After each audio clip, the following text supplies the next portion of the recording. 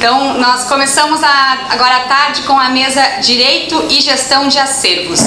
Para essa mesa a gente vai contar com o Gustavo Martins de Almeida, com o Douglas Negrisoli e com a mediação do Jeff Kiss, que eu já convido a tomarem seus assentos aqui no palco.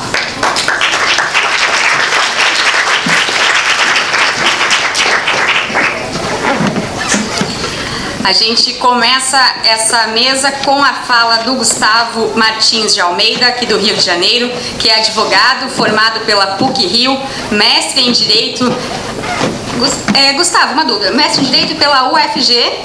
UGF. De onde fica? Fiquei na dúvida. Gama Filho. Gama Filho, muito bem. Então, mestre em Direito pela Gama Filho, com experiência na área civil e comercial, conjugando esse setor com o de direitos autorais, entretenimento, personalidades e artes. Ele é advogado, conselheiro do Museu de Arte Moderna do Rio e do Parque Lage.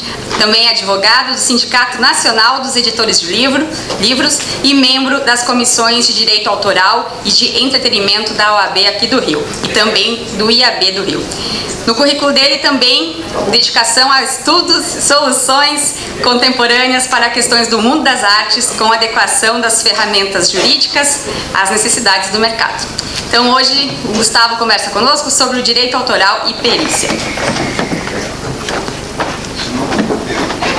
Boa tarde a todos, um prazer estar aqui. Eu queria primeiramente agradecer o convite do Gustavo Perino, um batalhador, um sujeito que conseguiu fazer esse evento com muito talento, muita luta, enfrentando as dificuldades todas. Eu digo que o obstáculo existe para ser transposto, e ele conseguiu transpor os obstáculos, o Boeing pousou.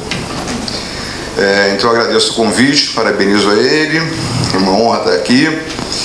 E parabenizo a vocês. Acho que essa é a turma boa, essa é a turma que eu gosto, essa é a turma que está aqui, é o pessoal que trabalha com arte, a turma que está no dia a dia, que enfrenta os bastidores, quer dizer, por trás da ponta do iceberg, daquele quadro pendurado na parede, ninguém sabe o quanto tem de montagem, de catálogo, de ensaio, de tinta, de ateliê, de marchand por trás disso, né? Então pouca gente tem ideia do que esteja por trás disso. E eu vou tentar falar então para vocês da relação do direito com a arte, quer dizer, o direito que é pura razão com a arte é pura emoção.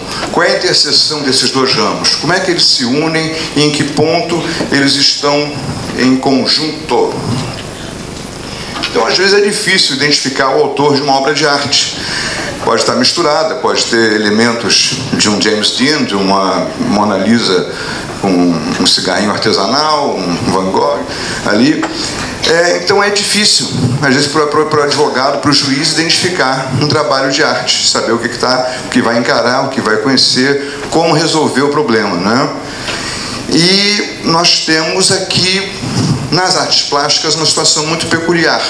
Quer dizer, na literatura você cria um livro, a matriz está lá, o livro é reproduzido em vários exemplares.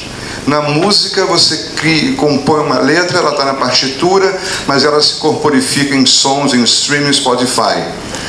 Na obra de arte há uma conjugação do conteúdo com o suporte físico, né, o chamado corpus mechanicum e corpus mysticum. Né? Então, aquele bloco de mármore condensa a ideia do escultor e também a própria obra de arte, que é aquele one of a kind, aquele exemplar único. E como é que o direito lida, então, com isso? Primeiro ponto, a Constituição Federal estabelece que o direito autoral é protegido. Na Constituição, artigo 5º, inciso 28. Então ele dá ao direito. Eu procurei fazer um mínimo de transcrição dos enfadonhos artigos de lei, mas eu tenho que trazer alguns indispensáveis para a compreensão de todo o estudo, a lógica do mecanismo. Então vejam bem que a Constituição diz que é um direito exclusivo de utilização, publicação ou reprodução de suas obras, transmissível aos herdeiros pelo tempo que a lei fixar. Então nós temos aqui um conceito: o direito autoral é um direito temporário. Ele se transmite aos herdeiros pelo tempo que a lei fixa. No Brasil, são 70 anos após a morte do autor. Os herdeiros, então, têm esse direito que serve para várias faculdades. reprodução, autorização de reprodução, direito de sequência, do hard suite, resale rights, que é uma coisa muito complicada. E o ponto que talvez ligue muito à perícia: o autor é a pessoa física criadora de obra literária. Então, quem cria a obra de arte é o autor. Não existe, a gente vai ver mais adiante, não existe o registro de obra de arte ainda no Brasil. Há tentativas de usar o blockchain para fazer um catálogo de registro de obras de arte, há tentativas de, por meio de obras de arte que estão dadas em garantia, mas não há um registro de obras de arte. Há um catálogo raisonné do artista tal, há uma identificação, um especialista, um instituto tal, mas não há ainda um lugar onde você diga: registrei a obra de arte, criei essa obra de arte. Não há esse registro, né? Então, e a proteção concedida ao autor pode aplicar às pessoas jurídicas, que são os titulares do direito autoral. Então, essa equação, autoria, aparência, prova, né? Então, para se identificar como autor, o criador da obra literária pode usar o seu nome civil, completo ou abreviado, sinais, pseudônimo ou sinal convencional. Então, a gente tem um referencial que está...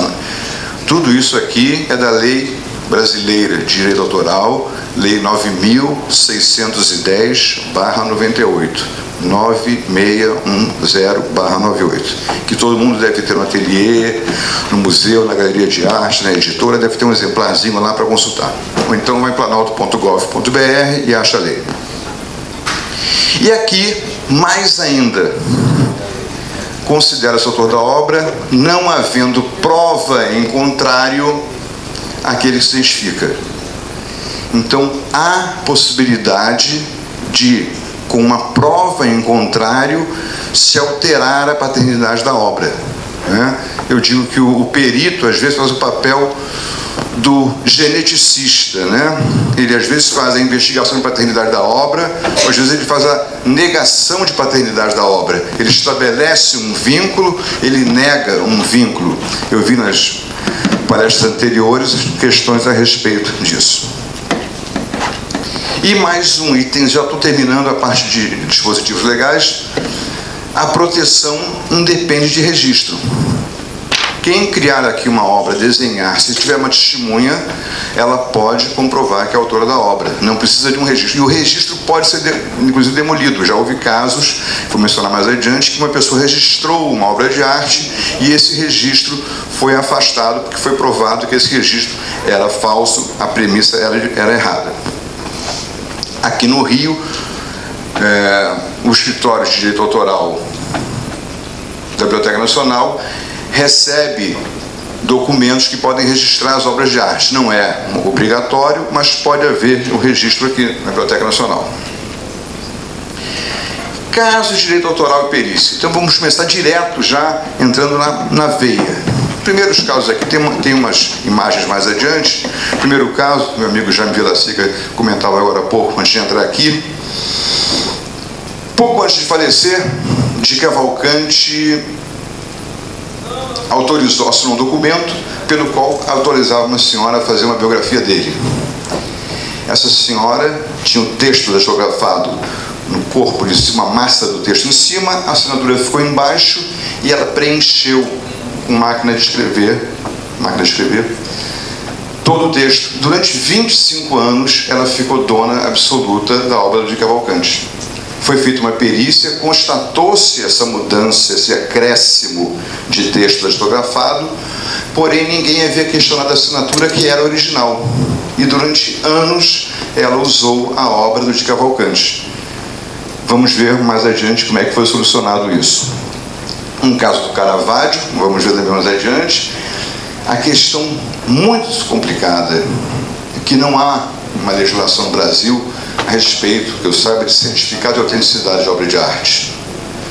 Quer dizer, tem um caso recente que uma pessoa emitiu um certificado de autenticidade de uma obra de arte e depois ligou para o cliente para dizer que ela mudou de ideia, que aquele certificado não vale mais. esse sujeito está com o certificado na mão, ela notificou para devolver o certificado, ele quer vender a obra, ela notifica todo mundo para não aceitar a obra, e ele quer então cobrar dela uma indenização porque ela deu um certificado que válido com todos os requisitos, inclusive precedidos de perícia grafotécnica. E uma questão rápida aqui de registro de música. Encurtar a história, foram verificar, o cartório deixou entre a página, digamos, 13 e 15, uma página em branco, muito tempo atrás. E datilografou depois, recolheu custas da época direitinho, e datilografou depois a música.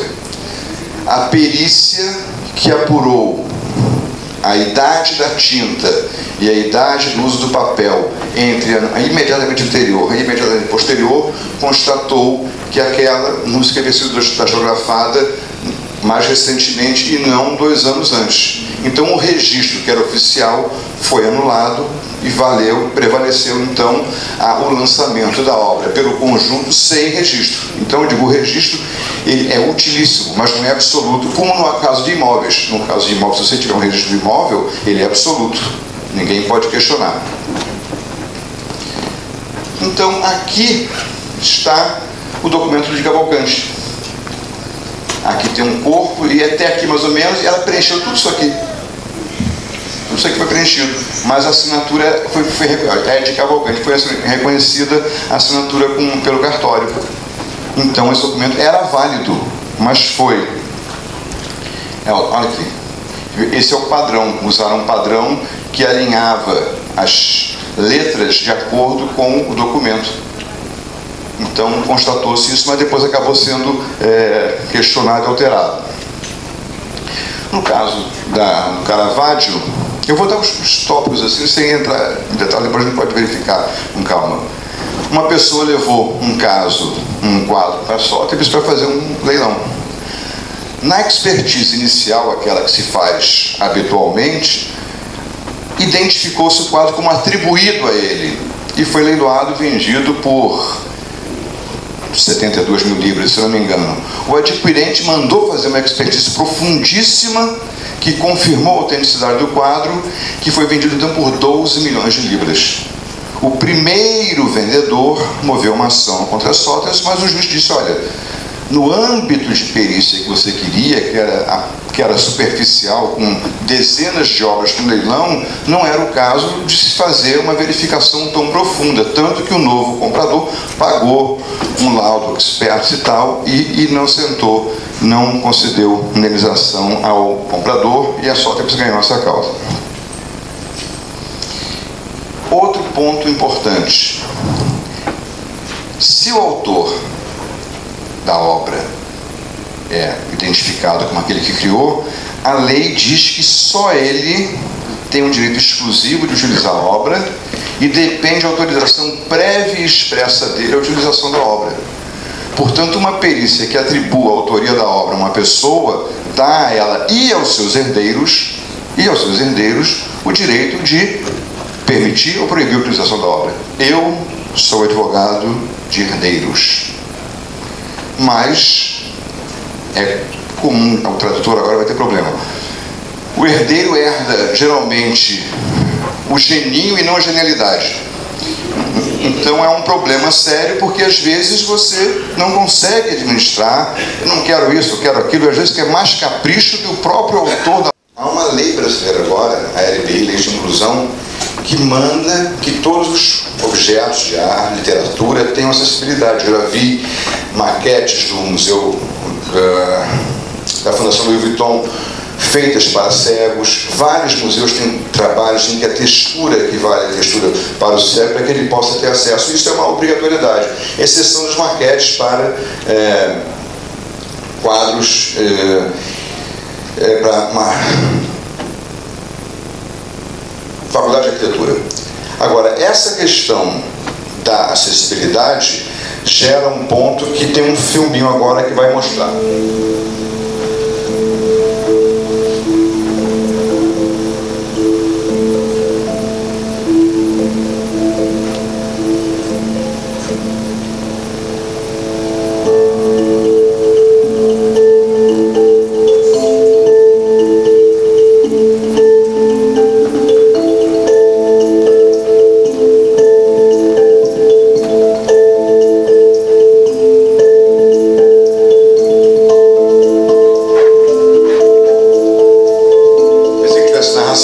é uma pintura em 2,5D. Ela reproduz o relevo da obra. Isso no Museu Van Gogh tem, teoricamente, é feita para que deficientes visuais acessem a obra de arte, mas permite falsificação em níveis inimagináveis, né? Essa Verus Art faz isso. Ok. Impressiona no Prado para que os deficientes visuais possam ver a obra com as mãos, né? Isso é um problema. O bisturí pode salvar, pode matar. A impressão em 3D pode ser útil, mas pode também causar um grande problema em termos de qualidade de reprodução. Elas seriam numeradas e qualificadas. Questão das esculturas também. Isso aqui é uma escultura que está no Museu Oscar Niemeyer, em 3D, em tamanho natural, mas tem uma réplicazinha pequenininha dela numa mesa, para que os deficientes possam utilizar essa escultura. Tem a réplica e tem a obra original. O Brasil não tem, como na França, uma lei que estipula o número de obras originais e obras que sejam cópia. A França tem até 8 obras, são esculturas originais, acima disso são cópias. A lei brasileira não tem. Então, é muito comum, quando vou ao museu, eu gosto de olhar o Rodin original, mas gosto de olhar a assinatura, ou então qual é o fondeur, o fundidor que fez a escultura. Porque na França tem o sindicato de fundidores, ele emite certificado por cada leva, cada tiragem, digamos assim, de escultura que é feita, sob supervisão do artista, sob supervisão dos herdeiros do artista. Você tem um controle melhor. Isso pode ser para efeito de cobrança de droit de suite. Então, no Brasil não tem. Only this time, data is the painter, and technology, the brush. Together with experts from various fields, over 160,000 fragments from all of Rembrandt's 346 paintings were analyzed, using 3D scans and digital files, upscaled by a deep learning algorithm. Facial recognition software was designed to understand Rembrandt's style and generate new facial features, which were assembled based on his use of geometric proportions. Finally, using a height map to mimic Rembrandt's brushstrokes, the painting was brought to life through an advanced 3D printer that printed 13 layers of paint-based ink. And so, 347 years after his death, a new Rembrandt painting made from zeros and ones emerged, unveiled and exhibited in Amsterdam. On nextrembrandt.com, people could dive deeper into the process of creating the digital painting. The launch video helped spark a global social conversation about where data and technology can take us. Nieuw schilderij van Rembrandt. Just from a data standpoint. Numérique, il a pris forme à Amsterdam. Rembrandt makes a return. A number of organizations took a seemingly impossible task 148 billion and was precisely like a Rembrandt portrait. The world was buzzing with all the leading news channels and blogs reporting about the fading boundaries between technology and humanity. Almost 100 million people joined the conversation about IMG's innovation defying imagination.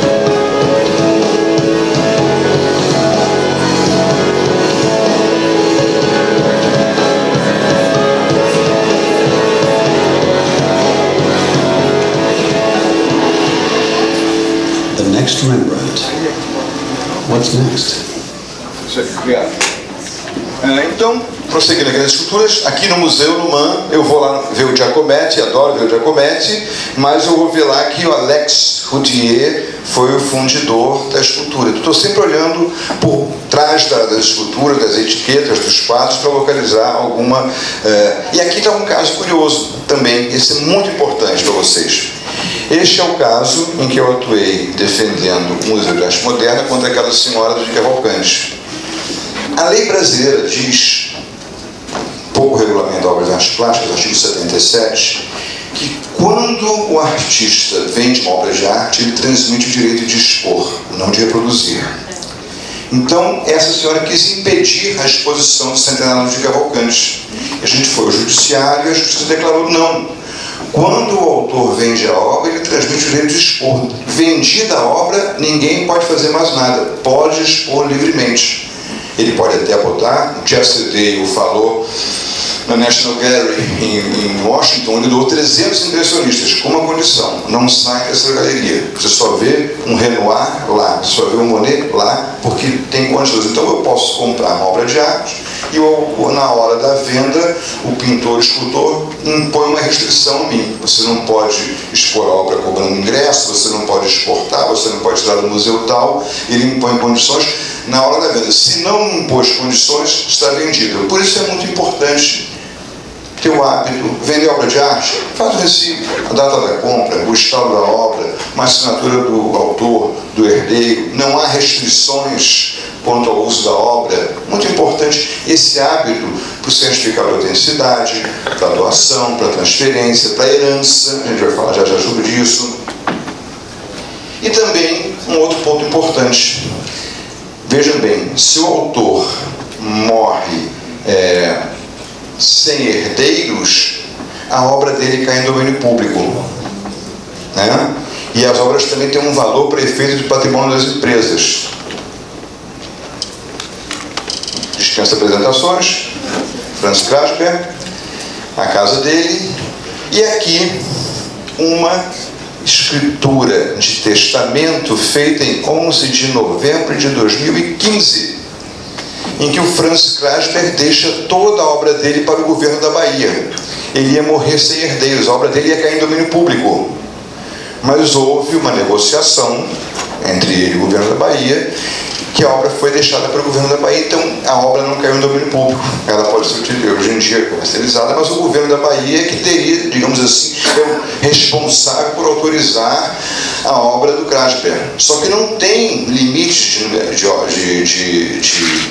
multiplicação, não tem cópias, não tem a quantidade de cópias a serem feitas. E muitas vezes a falsificação está na prova do artista, que 1/5 copiada é fácil localizar. Agora, a prova do artista copiada, quantas provas do artista tem? Geralmente são 3, são 4, né? E tem um outro ponto: a autoria da obra vai permitir também,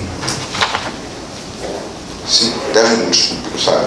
Vai permitir também a questão do direito de sequência, o droit de suite, o resale right. O que é? Está na Convenção de Berna, é o direito do autor, ou depois da sua morte, as pessoas autorizadas a receberem sobre as obras de arte um valor referente à venda subsequente durante 70 anos. Existe na França, existe na Inglaterra, nos Estados Unidos não existe mais. Só que há uma diferença. Enquanto na Europa o valor é um percentual sobre a venda pago pelo comprador, deixa eu tirar a foto que não está na lei, tá? Pode tirar? 38 lá, mas pode tirar a foto.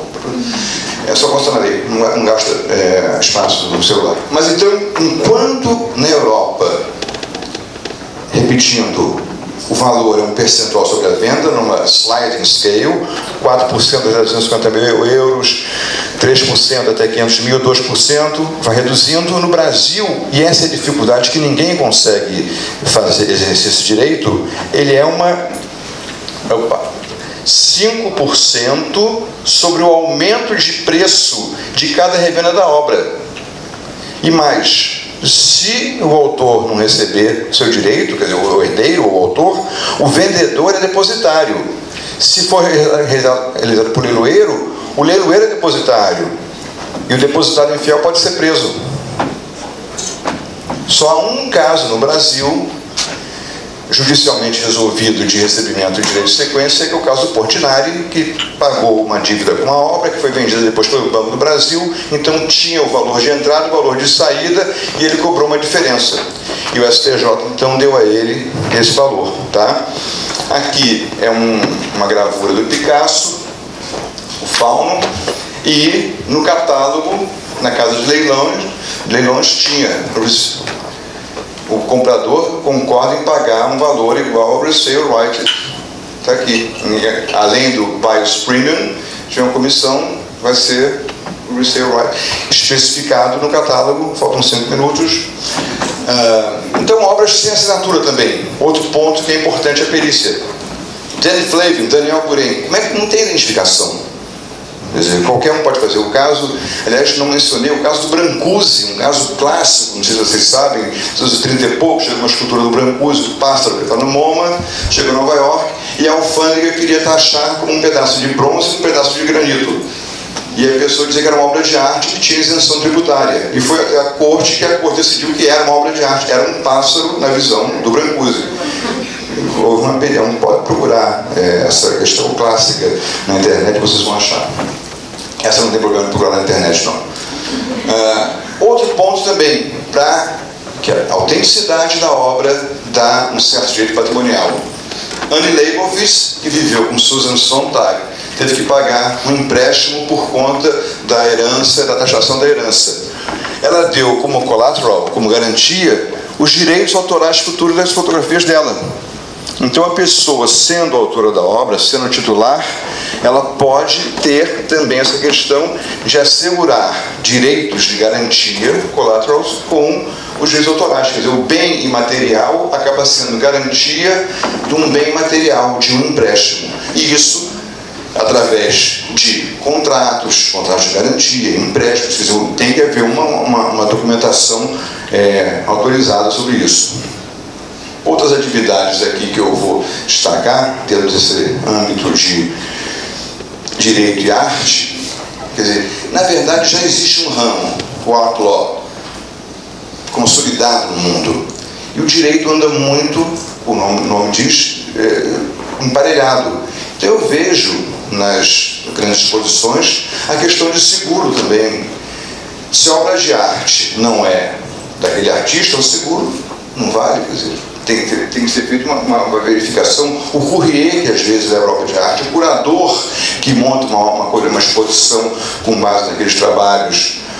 Os contratos de exposições é muito comum, agora no Brasil está começando. As pessoas que emprestam obra de arte pedem que a gente declare que não há risco de apreensão de obras sob suspeita de terem sido sequestradas pelos nazistas na Segunda Guerra Mundial. Tem essas cláusulas no museu. Geralmente se pede 3 fotos em alta resolução para divulgação.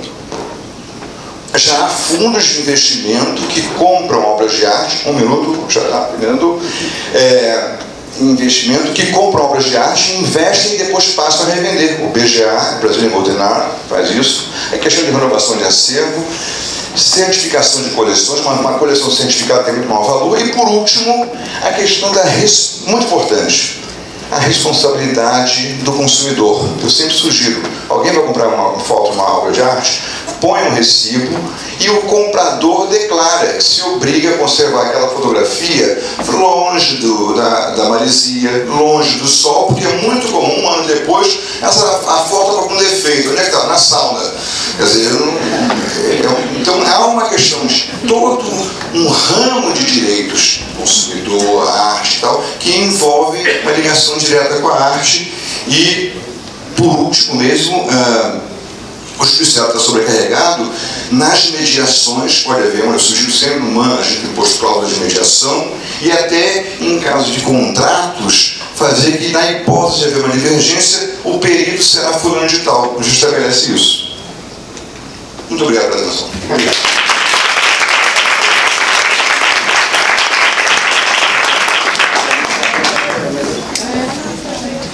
O Gustavo não queria que eu falasse todo o currículo dele, que achou que eu ia descontar do tempo, mas fica tranquilo. O currículo é longo, a gente merece destacar e não conta do tempo não, tá? Para os próximos também podem ficar tranquilos. Bom, a gente segue então com a mesa Direito e Gestão de Acervos. Agora o Douglas Negrisoli, de São Paulo, conversa conosco. Doutor e mestre em Educação, Artes e História de Cultura pelo Instituto Presbiteriano Mackenzie, São Paulo. Historiador pelo Centro Universitário Fundação Santo André. Curador independente de artes visuais, com ênfase em produção moderna e contemporânea. Atualmente desenvolve pesquisas relacionadas a salões de arte e mercado de artes visuais, e aí a produção é longa. Produziu e curou diversas exposições, como Thiago Toys, Pierino Mackenzie, Memórias e Ações dos Salões de Arte Contemporânea de Santo André, que inclusive foi premiada no edital PROAC de 2014, e também ele ainda acha tempo para ser CEO da Artio Global, software inovador para as artes visuais. O Douglas vai falar sobre a inovação em gestão. Obrigado, boa tarde. Boa tarde a todos. Obrigado pelo convite, Gustavo, obrigado pela parceria. Bom, eu vou contar um pouco de mim, e por que eu tô aqui e por que o Artio existe. Eu sou o Douglas, eu sou historiador, eu tenho 33 anos, eu comecei a pensar em software desde muito tempo, muito antes de eu começar a pensar em história. Eu já tinha interesse por tecnologia e eu resolvi fazer história. E aí eu me interessava muito por história da arte, mas o curso que eu fiz foi um curso super clássico, então eu fiz a graduação toda.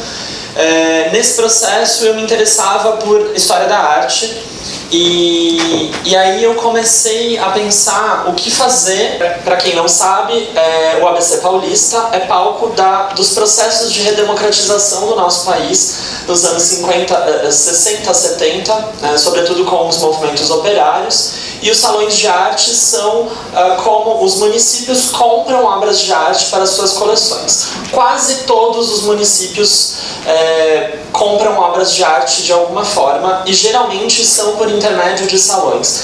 Então nós temos aí uma rede de museus gigante.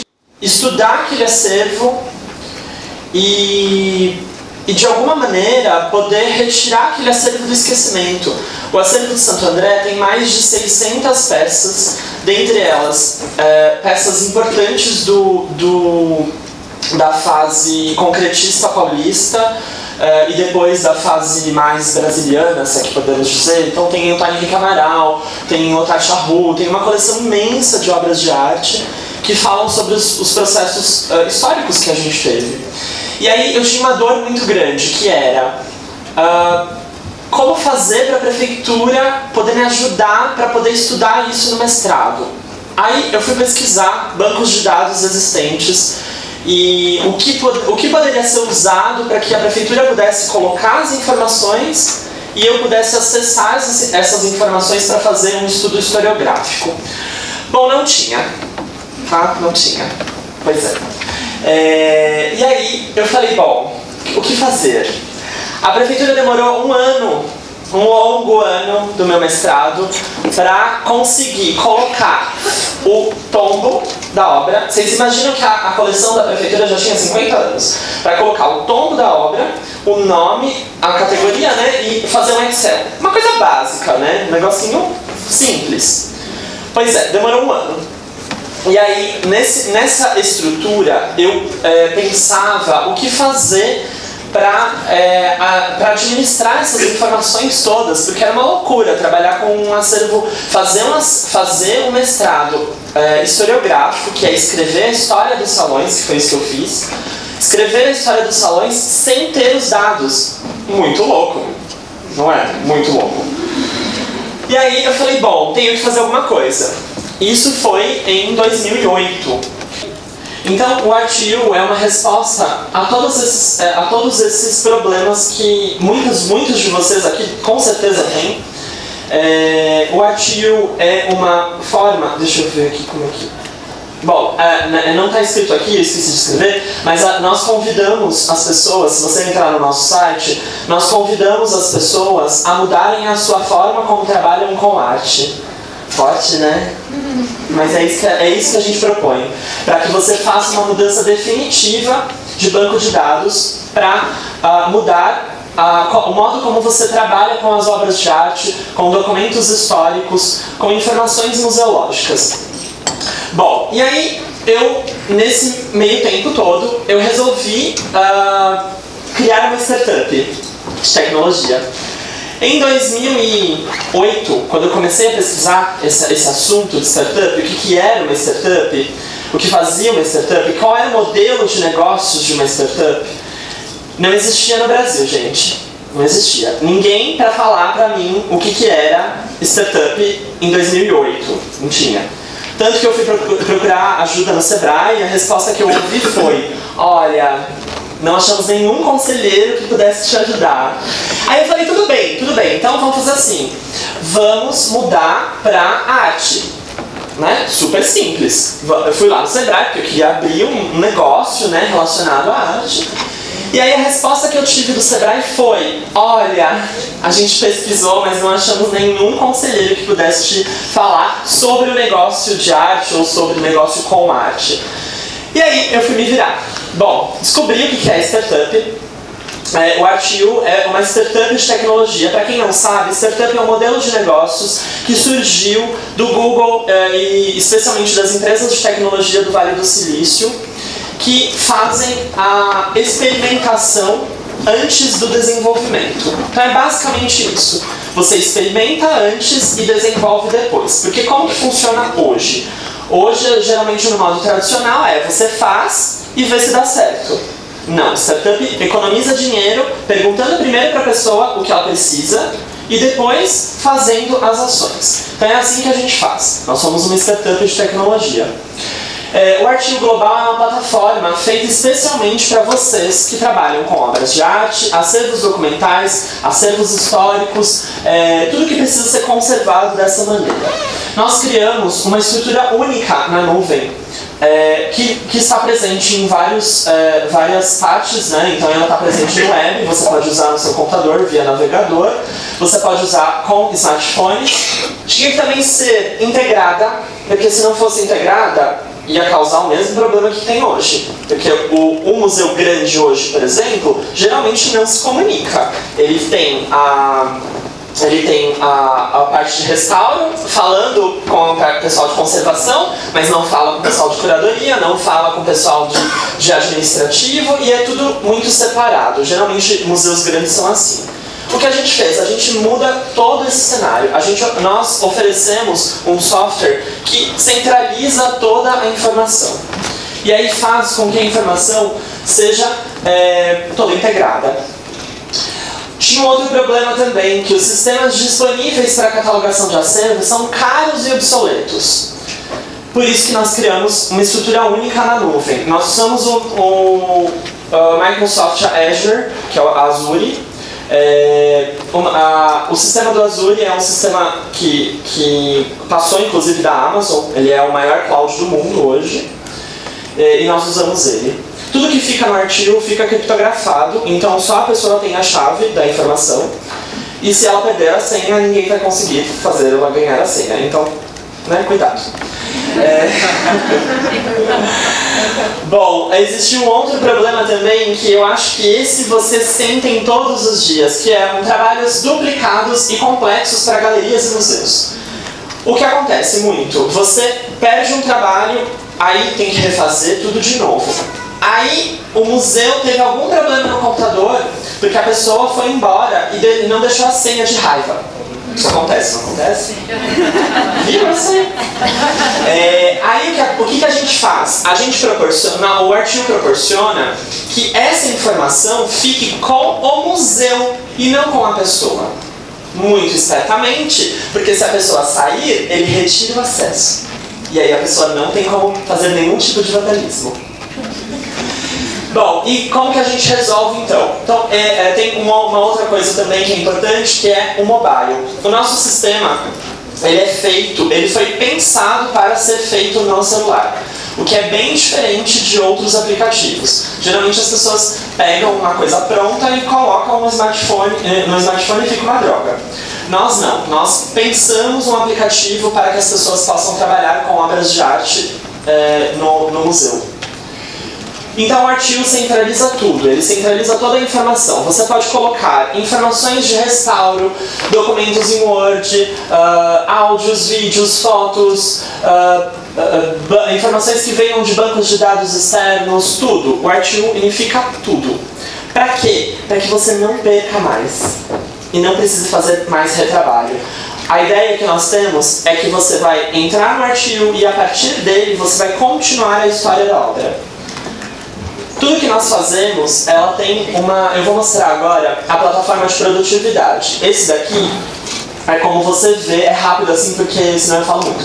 Aqui você troca a coleção pessoal e da empresa Aí você vai acessar os seus objetos. Então, no caso, eu estou acessando os objetos da minha coleção pessoal. Este daqui é um profile de uma obra de arte. Ele é super completo, ele tem várias informações, tem as informações básicas, tem as informações adicionais, tem as etiquetas que proporcionam que você gere interações únicas internamente para a obra. Você faz uma informação adicional de vários tipos, de restauro, de conservação, de seguro, para que essa informação não se perca. As outras pessoas que visualizam essa informação não apagam a informação. Isso é lindo, né? Elas são proibidas de apagar. Bom, esse daqui é a plataforma de produtividade. Aqui é o funcionamento do ArtChip, que eu já vou mostrar para vocês. O ArtChip é uma inovação nossa e é uma resposta de quase 4 anos de pesquisa. Esse daqui é o aplicativo de produtividade também para a realidade virtual. Nós fizemos um aplicativo único para a HoloLens, que é o óculos de realidade virtual mais avançado do mundo.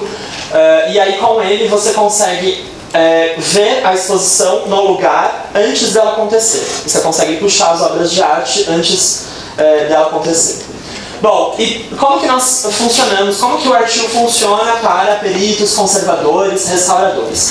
Ele funciona de uma maneira integrada, que proporciona que lá em informações adicionais, aqui em informações adicionais, você possa colocar o tipo da interação, e nessa interação é a interação que não se apaga. Você pode colocar notas, você pode colocar arquivos, você pode colocar áudios, vídeos, fotos. Você pode inclusive fazer essa interação, essa mesma interação, direto no smartphone. Por quê? Elimina papel. Quando nós vendemos a nossa solução para o museu, geralmente, mais para museu, menos para galeria, mas mais para museu, quando nós chegamos no museu, nós oferecemos uma gestão sem papel, que é para agilizar os processos. Porque hoje, como que você faz? Você tem que fazer um processo técnico, e aí você tem que tirar fotos, aí você tem que ir no computador, descarregar as fotos, colocar no banco de dados. Não. O artigo proporciona que você faça tudo isso no mesmo momento. Nós criamos essas informações adicionais para que os peritos possam acompanhar e conservar informações preciosas das obras de arte. Por quê? Funciona assim: quando você faz uma informação adicional, ele vai gerando um histórico que não se apaga. O ArtChip, eu estou passando o ArtChip para vocês visualizarem, pegarem, olharem. O ArtChip é uma resposta de muito tempo de pesquisa, que você cola na obra de arte, no chassi, tá, gente? Por favor. Você cola no chassi da obra de arte. No reverso. No verso da obra de arte. Tem alguns tipos que servem para que você possa inserir num chassi, por exemplo. Tem um tipo que é esse aqui, que é um prego de plástico, que você pode pedir para o moldureiro fazer uma incisão e colocar a tela sobre ele, que ele vai conseguir ser lido.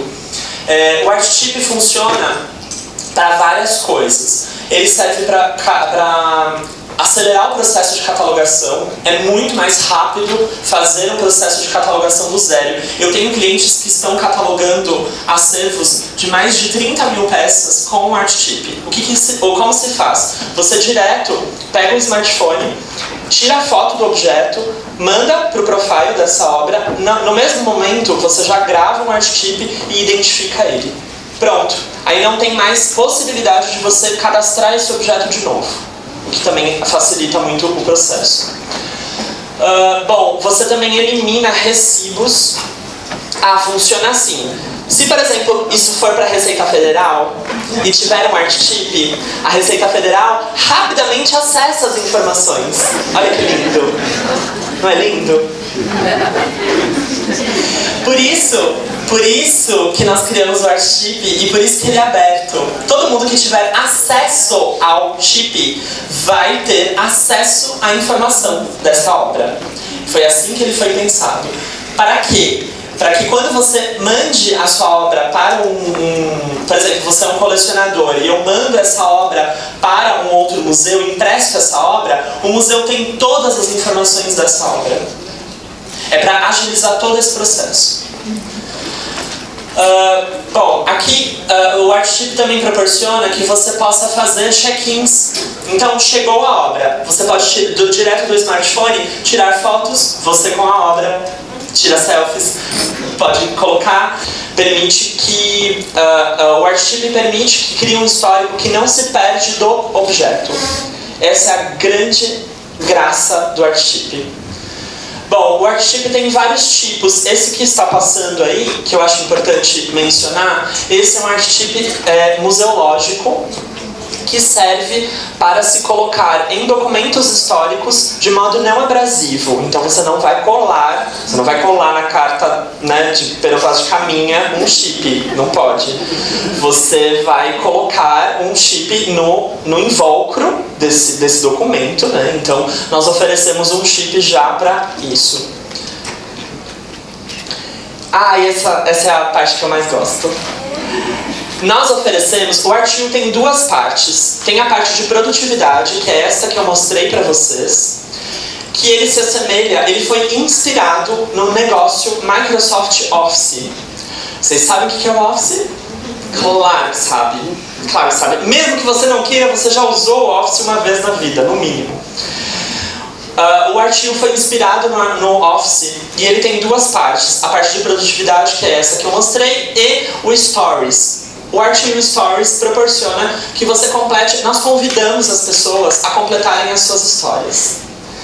E completarem essas histórias de várias formas. Você pode produzir histórias, você pode contar as suas histórias no nosso aplicativo. O nosso aplicativo tem a versão web e a versão mobile. E aí ele fica... Você tem uma timeline que foi inspirada no Instagram. Da mesma forma que o Instagram faz um high fashion, nós oferecemos um slow fashion, que é para você olhar as obras de arte e ouvir as histórias da obra de arte. É tudo integrado, é tudo simples, é tudo fácil. Você não precisa fazer implementações extras, nada extra.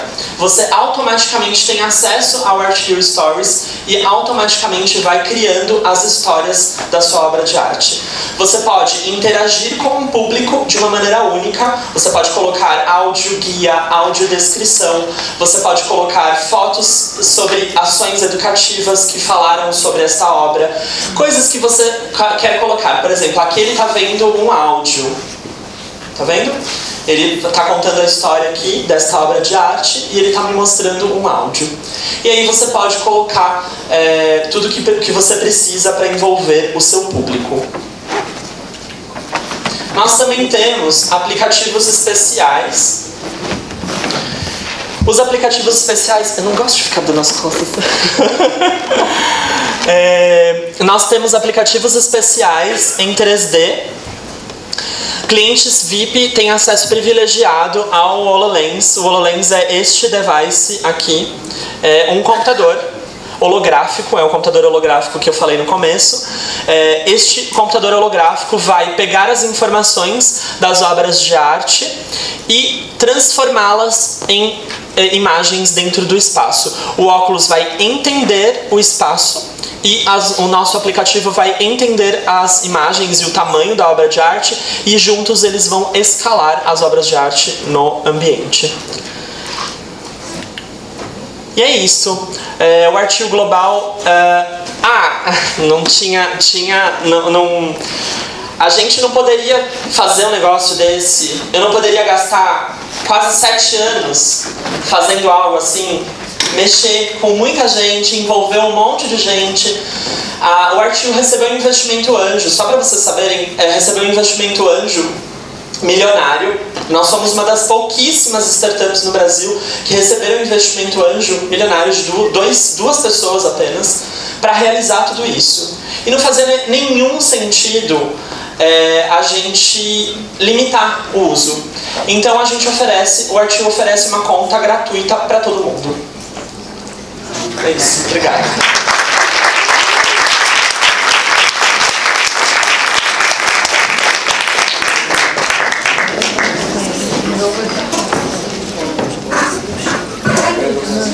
Douglas, não sei se eu quero ser sua amiga ou se eu tenho medo de você, eu tô na dúvida ainda.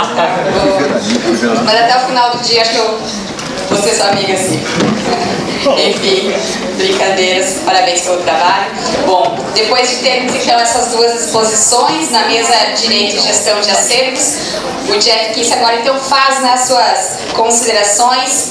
Ele que é arquiteto, graduado pela FAO, na USP, ampla experiência com produção cultural e expografia. Desde 2008 é sócio da A2E Arquitetura e Espaço Expositivo, foi coordenador de montagens e acervos da Galeria Forte de São Paulo, coordenador de produção e montagem das exposições itinerantes do Prêmio CNI SESI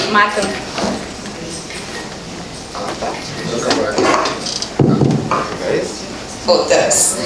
Então, retomando, coordenador de produção e montagem das exposições itinerantes do Prêmio CNI SESI Marco Antônio Vilaça para as artes plásticas entre 2005 e 2013, prêmio que eu como jornalista cobri muito, um prêmio extremamente importante, e também é consultor da publicação do site Mapa das Artes, ou melhor, foi consultor durante 7 anos, também acho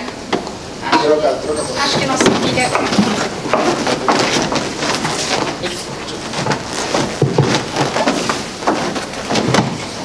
Também acompanha e participa ativamente das discussões e eventos sobre gestão de equipamentos culturais e processos de atuação. Participou do plano de gestão para o Museu de Arte do Estado do Mato Grosso, que deve abrir nos próximos meses, onde vai atuar como coordenador de exposições e curadoria. Obrigado. Queria só começar falando algumas coisas sobre informação, né? Eu acredito que a gente tem que divulgar e compartilhar o máximo de informação possível, livros, publicações e eventos. Hoje em São Paulo, está fazendo de novo.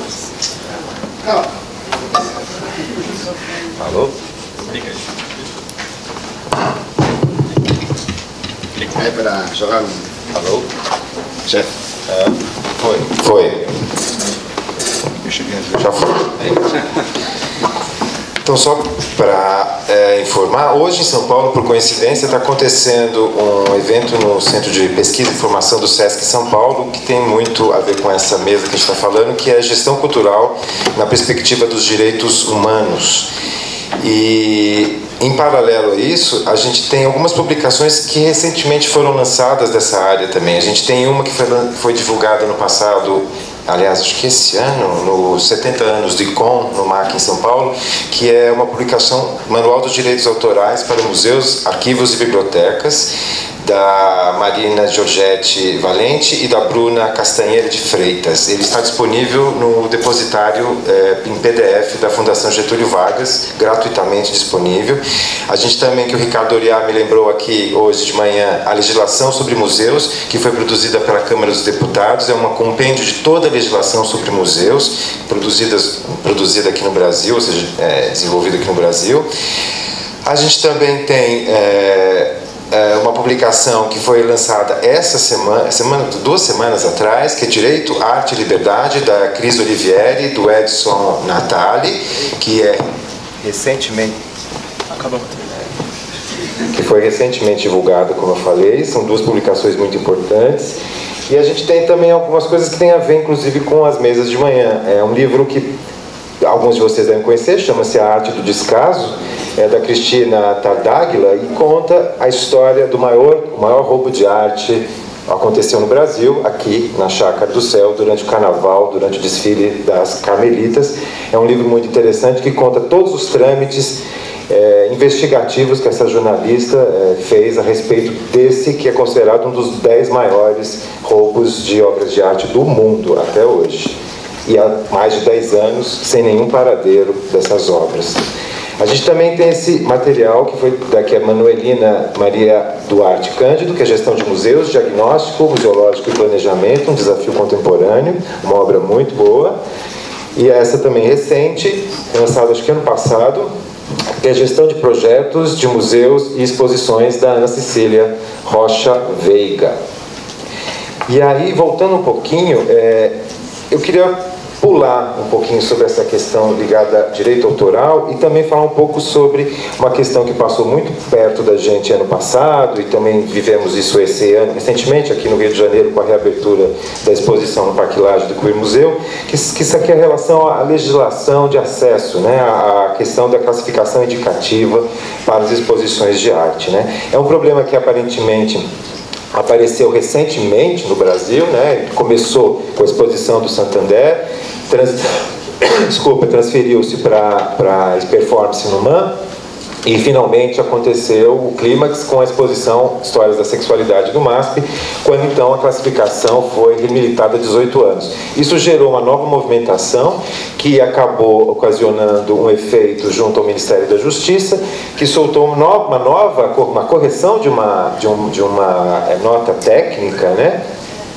Deixa eu ver se é uma nota técnica, uma portaria, em que se reavaliou essa proibição de menores de 18 anos, que antes, na nota técnica de 2016, colocava como impossível, né, não tendo possibilidade alguma de um menor de 18 anos visitar uma exposição, mesmo acompanhado com os pais. Essa norma técnica ela foi revista e foi, então, alterada para que, com o acompanhamento dos pais, menores de 18 anos também possam ver as exposições que têm essa faixa indicativa, né? Recentemente, essa semana passada, pegando um caso mais recente, o Museu de Serralves, lá em Portugal, no Porto, passou uma nova situação. A gente acha que é uma coisa relacionada à nossa situação, né, a nossa situação social e política. Não, lá a exposição do Robert Mapplethorpe também teve um problema sério de censura. O curador recentemente empossado no Museu de Serralves pediu demissão por causa dessa exposição, já que o conselho diretor da instituição pediu a retirada de algumas obras e a remoção de outras por uma área restrita. Há uma polêmica enorme sobre isso na imprensa, de quem disse o que e quem autorizou o que em relação a essas proibições. Mas, voltando, o Gustavo, eu queria pontuar algumas coisas que você falou que tem um apreço especial, que é sobre o direito de expor versus o direito de imagem que você falou no começo, né? A legislação brasileira, vou fazer algumas perguntas, ela parece que é muito diferente da legislação que se aplica em outros lugares. Quando eu trabalhei na Galeria de Arte, na Fortes Vilaça, a gente costumamente tem que repreencher os formulários de empréstimo, onde a gente envia para o colecionador para ele pontuar. Você permite utilização em catálogo, em propaganda, em jornal, em vários tipos de mídias, e ele tem que dizer aquilo que ele permite, né? Só que a legislação brasileira tem essa diferença. O autor continua sendo dono da imagem, né? E aí eu me reporto a um caso que eu vivenciei isso por estar trabalhando na época na Mostra do Redescobrimento, em ano 2000, que foi lá no Ibirapuera, onde a artista Adriana Varejão, ela interpelou a organização da exposição e a curadoria do Nelson Aguilar em relação à escolha de 3 trabalhos que estariam representando ela, como artista, dentro do módulo contemporâneo. Como ela não concordava que aquelas obras que o galerista dela, o Thomas Kohn, lá no início de carreira, comprava dela e que para ela não tinha mais nada a ver com o que ela produzia naquele momento, ela enviou uma interdição proibindo a exposição daqueles quadros naquela exposição. E realmente a exposição abriu sem as 3 telas da Adriana Varejão. Foi o primeiro caso que a gente realmente se deparou com o direito do artista sendo superior ao direito de quem era o dono da obra ou quem cedeu a obra para a exposição, né? E aí, me reportando de novo ao caso que você falou do de Cavalcante, realmente quando eu fazia faculdade na USP, a gente tinha um professor que ele insistentemente falava desse problema relacionado ao de Cavalcante e as interdições que a herdeira fazia de todas as publicações. Eu tenho um amigo que ele tem uma frase muito boa: o artista pode morrer 2 vezes. A primeira de morte morrida e a segunda, a família mata ele, né? E é justamente o que acontece. A divulgação e a multiplicação do trabalho de artista pode se perder em função desse pequeno detalhe de direito autoral em cima da imagem do artista, né? E aí, daí a outra pergunta, outra questão, sobre o direito de sequência, que é uma coisa que eu tenho acompanhado. Você falou do caso nos Estados Unidos, que até foi parar na Suprema Corte, né, recentemente, né? E ou seja, foi para o STF lá dos Estados Unidos a questão do direito de sequência, que não foi autorizado. Você acha que aqui no Brasil a gente tem mecanismos reais para implantar isso? Eu vejo como quase uma utopia em relação à nossa legislação e à forma como os órgãos de fiscalização de direito autoral trabalham, né? Não vou querer usar exatamente o caso do ECAD, que é polêmico demais, mas aí a gente também tem na arte, qual vai ser o órgão que vai fiscalizar se esse direito de sequência vir a existir, como você citou no caso do Portinari, né? Que está, vou usar uma palavra um pouco forte, mas para polemizar, invadindo as instituições no sentido de retirar delas e pedindo, claro, solicitando com todas as autorizações, mas retirar delas toda essa informação de imagem, de artista, de dados de obra, disponibilizando elas, favorecendo as instituições em termos de acesso de imagem, mas porém tirando delas e de alguns artistas o direito de manipular, de trabalhar e de controlar o acesso a essas informações de alguma forma. Num evento que teve numa em São Paulo sobre mídias digitais e museus, houve um pequeno conflito quando o representante do Google falou de você pegar uma exposição, fazer ela, um passeio virtual por ela, colocar ela no Google, e o artista levantou a mão. Ok, eu recebi um prolabore para participar dessa exposição com as minhas obras. O Google documenta a exposição, coloca ela disponível para todo mundo visitar. O que eu estou ganhando com isso? É uma nova exposição? É uma nova exposição.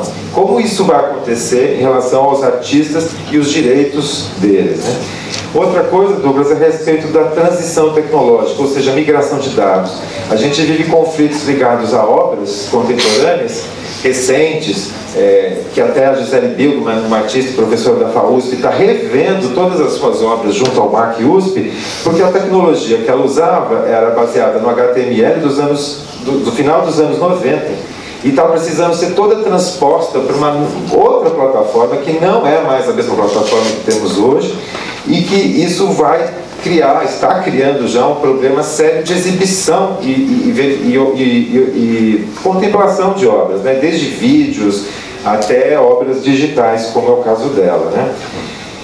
E outra coisa, quando a gente tem todos esses documentos na nuvem, a gente tem uma questão de certa forma, pessoas que trabalham em arquivo e com documentação talvez possam explicar ou entender melhor, seria a documentação de fonte primária.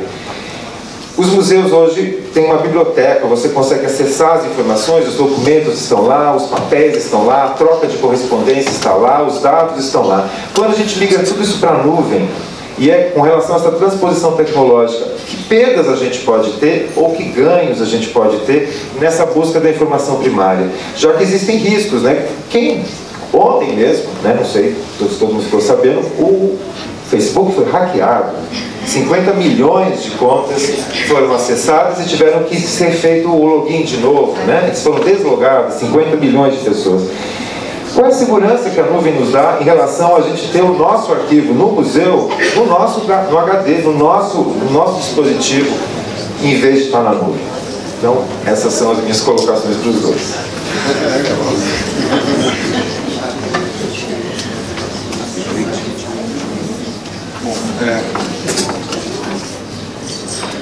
Alô? Bom, então rapidamente aqui, em relação ao que você falou, só para esclarecer um ponto. A herdeira de Cavalcante, Elizabeth de Cavalcante, a adotiva dele, ela cuida muito bem da obra. A Dalila Bogado, a tal cessionária, que é o documento ali na tela, é ela que durante anos, eu não vou usar o termo não, mas gerenciou indevidamente a obra de Cavalcante, tá? Eu usar outro termo, cafetinar. Mas ela usou essa obra de Cavalcante. Então, a Elizabeth cuida muito bem. O único ponto que a Elizabeth usa, que eu falei com ela que não deveria usar, ela tenta proibir o filme de Cavalcante, mas a tecnologia se encarregou, em qualquer YouTube você encontra curta-metragem que tem o velório de Cavalcante, que ela não gostava, proibiu na justiça na época. Então... Do Glauber Rocha? Do Glauber Rocha fez, exatamente. Então, a Elizabeth gerencia bem. Agora, o herdeiro, tem direito, sim, de impedir o uso da obra. Agora, há um caso, a lei diz que ele deve, às vezes, indenizar quando ele proíbe uma obra que ele autorizou. É uma disposição na lei de 24, inciso 7, se eu não me engano, dê uma olhada lá, que diz isso, tá? Então, é importante esse ponto, tem direito de autorizar. Um terceiro ponto aqui, já estou por itens aqui rapidamente. Eu acho, como a lei francesa diz, que o catálogo, aquele catálogo de 3 mil exemplares, capa brochura, que representa fielmente o conteúdo de uma exposição, para esse eu entendo que não precisa de autorização. Não é o livro disfarçado, é o catálogo que retrata o conteúdo de uma exposição. A lei francesa diz isso. Eu acho que para esse, eu tenho usado isso no MAN, ninguém tem reclamado. Mas tem que ser um catálogo da exposição, não é um livro disfarçado, não. Tá? Quanto ao ponto da exposição da obra humana, que a gente sempre utilizou, censura e tal, eu posso mencionar rapidamente aqui, Márcia X, eu sou católico, tem uma obra dela que é um pênis desenhado com um terço. Eu acho de mau gosto, mas foi exibido no CCBB, deu uma polêmica horrorosa. Márcia X faleceu, a obra dela foi para o MAN. E aí me veio a consulta, e agora, o que a gente faz? Põe a obra lá, foi um biombozinho de esta obra pode ofender suscetibilidade religiosa. A obra ficou exposta 3 meses, não aconteceu nada. Nada. Já teve também performance nua no MAN, o sujeito sai de uma bolha. Um momento importante, o advogado de museu não aparece. Quem aparece é o museu e a obra. Quer aparecer um elefante pintado de roxo, sai de fogo pela tenda, com uma mulher nua em cima, jogando piruto de maconha, eu só vejo se a tinta azul não fere o elefante, se o fogo não vai causar dano, é tolerado pelo bombeiro, se a nudez é frontal, parcial ou total, para saber se é 14, 16, 18 anos, se o piruto de maconha ou cannabis de obra, se é proibido ou não. O advogado de museu deixa o artista trabalhar e não aparece. Bom, essa é a função do advogado do museu. Fica quietinho, não dá pra dizer nada. E por último, o dia de sequência. Eu acho que é viável, sim. Agora, tem que haver um controle, um cadastro. Tem no cadastro do nosso amigo aqui, o microchip lá, o ArtU, ArtChip. Aí você vai ter o ArtChip, ArtCell, ArtBuy, ArtSale, ArtSuite, entendeu? E aí alguém pode se beneficiar disso. Eu acho que é o que eu acho, para terminar, eu acho razoável. Eu acho que o tempo de proteção do direito autoral hoje em dia é muito longo. 70 anos é uma enormidade. 20 anos é razoável. 70 anos foi na época. Último ponto. Por que o direito de sequência? Os herdeiros de Millet, professor de Van Gogh, estavam em Paris em 1920, maltrapilhos, e viram um quadro do Millet ser vendido num hotel de vente, num leilão. E esse é um tableau de papá. Isso é uma gravura clássica. E a partir daí, então, introduziram um dispositivo na lei francesa que permitia que os herdeiros tivessem proveito da obra, já que o autor não conheceu o sucesso em vida. Isso é prevalecer. Acho que 70 anos é uma enormidade. Acho pensou, 2088? São 2 gerações quase. 10 gerações hoje em dia. 2088, a gente está em Marte. Entendeu? É isso. Bom, vamos lá. Eu vou juntar as duas questões e vou separar do Google. Você falou sobre banco de dados, estar na nuvem. Qual a diferença dele estar na nuvem localmente? Bom, primeiro que a nuvem oferece uma segurança muito superior ao seu computador local. E segundo que ela é muito mais barata. No médio prazo e no longo prazo, você tem que portar as informações do seu computador antigo e portar uma estrutura de um museu, por exemplo, antigo, é muito mais barato estar na nuvem. Como que funciona? Como que o artigo foi feito? Ele foi feito, nós fizemos uma API. A API é o centro do artigo. O banco de dados é um negócio externo. Essa API é quem controla todo o fluxo do artigo. O banco de dados, ele continua lá, então ele não muda. O que muda é a API. A API é o que faz a gente conseguir gerenciar esses dados. Então, mesmo que aconteça qualquer atualização, essa atualização é muito mais fácil de se fazer na API do que no banco de dados. Então, o banco de dados ele sempre vai estar lá, ele sempre é um negócio contínuo, né? A gente faz, inclusive, cópias, né? Ele fica se copiando na nuvem, justamente para não ter esse problema de perda de dados. Você falou, então, sobre Você falou desse problema de atualização, dessa coisa dos documentos primários, né, das fontes primárias, o que se ganha, o que se perde. Na minha opinião, se ganha usando esse processamento na nuvem porque ele é muito mais barato. Ele é mais barato por quê? Porque você consegue gerenciar os dados, muitos dados, de uma maneira muito rápida. Então, se você precisasse fazer, alguns museus têm essa estrutura, que ele comprou essa estrutura e aí ele montou um servidor e aí ele fez um servidor. É uma bobagem. Hoje em dia não se compra mais servidor.